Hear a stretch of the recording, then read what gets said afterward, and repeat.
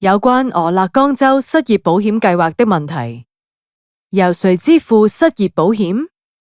你從失業保險計劃中獲得的福利金來自哪裏？是的，資金主要來自對僱主徵收的稅款。沒錯，任何直接僱用工人的企業都要繳納稅款，這些稅款將撥入俄勒岡州失業保險信託基金 Oregon's Unemployment Insurance Trust Fund。我們用信託基金的錢支付你的福利。那麼在州府級別實施這項計劃的費用是多少呢？這些費用由聯邦政府承擔，資金同樣由營運稅提供。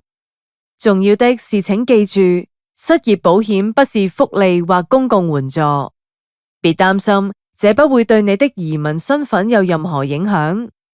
再說一遍，作為一名僱員，你的薪水不會被預扣任何稅款來支付失業保險。